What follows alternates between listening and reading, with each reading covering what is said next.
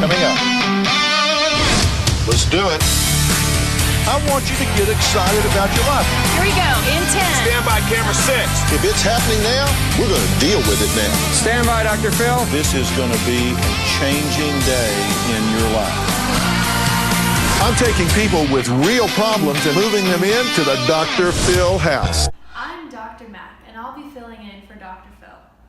We have an exciting episode lined up for you today. Joining us is Jane Eyre and Mr. Rochester. With the help from Mrs. Fairfax, our special guest, and a marriage counselor, we can try and resolve Jane and Rochester's relationship problems. With that being said, let's bring in our first guest, Jane Eyre. Thanks for having me today. No problem. How are you doing? I'm okay. I'm looking forward to getting some help. I'm happy to help. Why don't you start by telling the audience here a little bit about your childhood? Okay, so both my parents died when I was really young, and I was raised by my aunt along with my 3 cousins.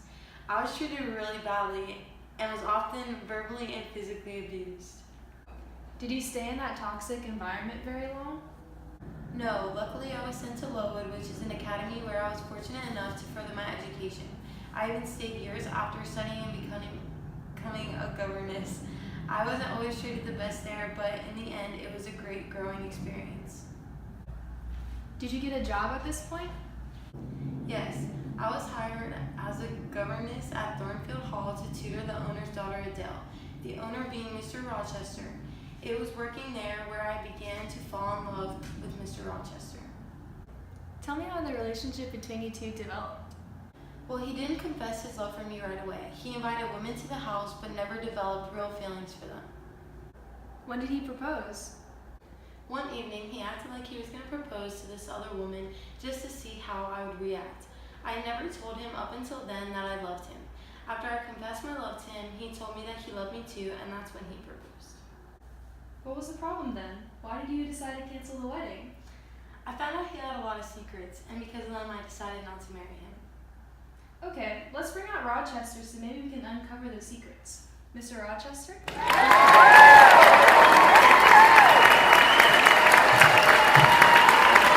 Hello, thanks for having me. We're glad to have you. As you know, we're here to get to the bottom of you and Jane's relationship problems. Yeah.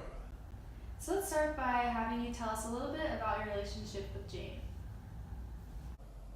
Jane worked for me and I developed feelings for her. I love her and wanted to marry her. We both have feelings for each other and I don't know why she canceled the wedding. Oh yeah, why don't you tell him about your other white bitch? So what you're telling me? Wait, Rochester, you were married? Well, yes, Dr. Mack, he is married to another woman.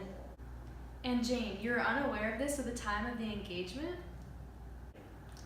I was unaware while living at Thornfield. I was unaware whenever he proposed. And get this, I didn't even learn about his wife until moments before saying I do at the altar from this other person.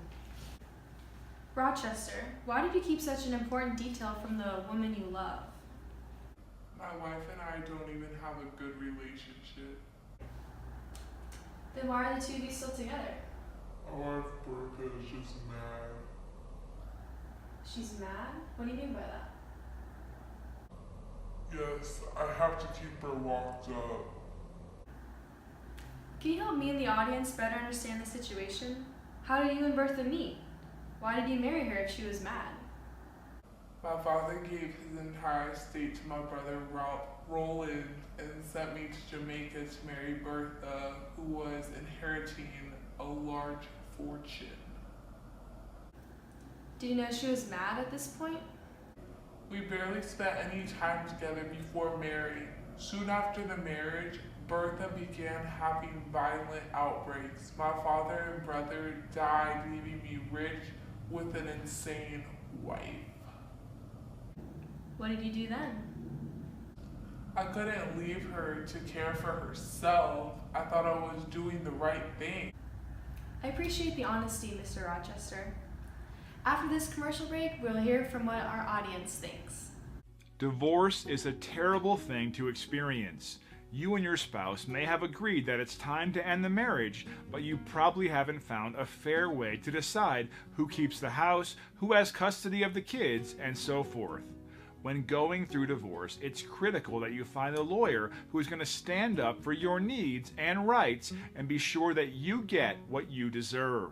We would love to help you.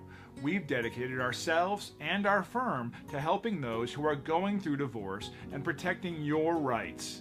You deserve a law firm that is professional and experienced. We would love to speak with you. You can reach us by following the directions on this page. Contact us today for a free consultation. We look forward to hearing from you. Welcome back, ladies and gentlemen. For those of you just tuning in, the featured guests, Jane and Mr. Rochester, are making progress in resolving their relationship. Up until now, we've heard from both Jane and Mr. Rochester tonight and their feelings on the matter. I want to hear what you, the audience, thinks. Any questions from the audience? Yes, hello, I'm Violet, and my question is for you, Jane. Jane, how did Mr. Rochester treat you while you were at Thornfield? He was very sweet. He bought me nice things. I've never felt so loved by someone in that way before. How about you there? Hello, my question is for Mr. Rochester. When did you plan on telling Jane that you were already married? I was going to tell her eventually. I don't know. I guess when I felt the time was right.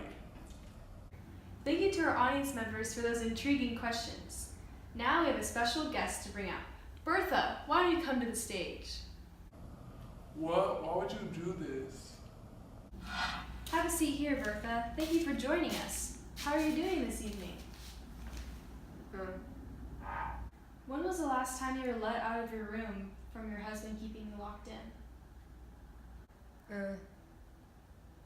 Dr. Matt, please don't do this. She shouldn't be here. She was kept in that room for the safety of herself and those around her. Mr. Rochester, if you truly want your relationship problems to be resolved with Jane, you're going to have to accept and address your past. Bertha, can you tell me about your relationship to Rochester? Controversial. We're sorry for that. No one was hurt in the process of that confrontation. Jane and Rochester join us back on stage. Although that didn't go as planned, we definitely verified Mr. Rochester's previous statements that his wife was insane. Are you okay, Jane? Yes, I'm okay, thank you. And thank you, Mr. Rochester, for protecting me. Okay, I'm sorry she did that. She was sleeping. At this point in the program, we'd like to bring out Mrs. Fairfax. Thanks for having me. What is your relationship to Rochester? He's my boss. I work for him. How do you know Jane? We're really good friends. We became close while working at Thornfield. Did you ever notice any chemistry between the two of them? No, I never knew they had feelings for each other. So their engagement came as a surprise to you? Yes, I caught Jane and Rochester kissing before I knew they were engaged.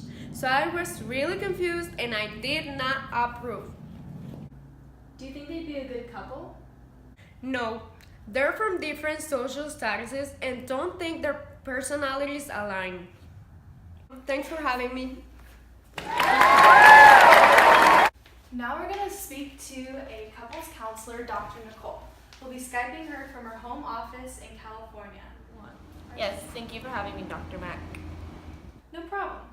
After tuning in and listening to this case, what is your advice to the couple? I think in my professional opinion, Jane and Rochester need time apart. I think that they broke a lot of trust together, but now, after him lying about having a wife and everything and not telling her, they lost a lot of trust, and there is no relationship without trust because she's going to question everything he does, and that's just not a healthy relationship. I think that Jane needs more time to be more independent and find out what she wants, and she needs to find to love herself before she can love somebody else, because that's the most important quality when it comes to a relationship, is loving yourself before you love somebody else. And I think Rochester needs time to decide whether he wants to stay with his wife or not. I think that, she doesn't have a clear answer if he still loves her or if not. And I think that you know, he needs to decide if he wants a divorce or not, because he can't still be married to somebody else. And after this time, when they have time to grow and find themselves and see what they really want and how they are apart, I think that they can have the idea of trying to be a couple again, but not until they learn to trust each other and build that trust and grow stronger and be healthier in a relationship. Thank you so much for talking to us in your busy day. No problem. Good luck to both of you. I hope you guys find happiness and work things out. You have heard what we have to say in regards to the relationship between the two of you. I agree with Dr. Nicole when she says that the two of you need some time apart. Do you and you, Mr. Rochester, agree to take some time apart? I think it's the best option for the situation you two are in. I guess that would be the best. I can agree to that. I definitely need some time to grow. Great. I wish the two of you the best of luck. Thank you so much. Thank you for tuning in to this episode of Dr. Phil. Dr. Phil will be returning tomorrow.